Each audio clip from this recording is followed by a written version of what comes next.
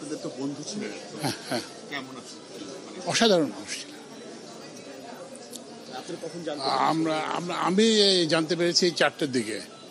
তো ওনাকে হাসপাতালে উনি দুপুরে খাবার পর উনি হয়ে যান, ওনার গায়ে জ্বর ছিল ওই স্মৃতিসৌধ থেকে আসার পর। তো তারপরে উনি এখানে পড়ে যান, তারপরে এখানে নিয়ে আসা হয়। এর আগেই উনি করেন। এখন ওনাকে বারডেমে নিয়ে যাবে।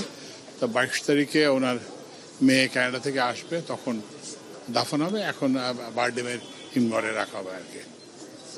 আর ওনাকে শেষ দিন পর্যন্ত উনি তো আমাদের থেকে বয়সে অনেক বড়, কিন্তু কোনো সময় কোনো বয়সের মেন্টালি শার্প, এজাইল এবং ট্রিমেন্ডাস কমান্ড ওভার ফ্যাক্টস আর কি।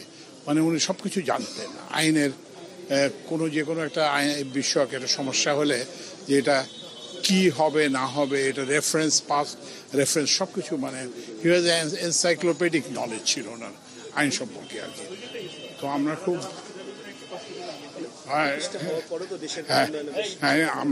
আমরা খুব ওনার উপরে খুব নির্ভরশীল ছিলাম আইন সংক্রান্ত অন্য সমস্ত যে কোনো কিছু ব্যাপারে।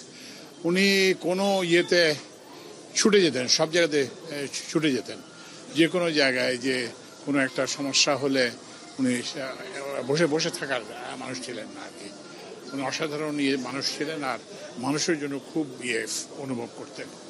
আর সব জায়গায় যেখানে গেলে একটা ঝুঁকি আছে, সেক্ষেত্রে এটাও ঝুঁকিটাকে উপেক্ষা করে উনি চলে। ধন্যবাদ।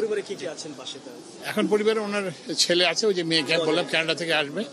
ও এখন ওই টিকিটের ব্যবস্থা হয়েছে, সম্ভবত 22 তারিখ উনি ফিরবেন। এর মধ্যে হিমঘরে রাখা হবে, গোসল হবে, জানাজা হবে, তারপরে ওনাকে হিমঘরে রাখা হবে আর কি বারডেমে। আমার নাম ফজলুল কবির খান।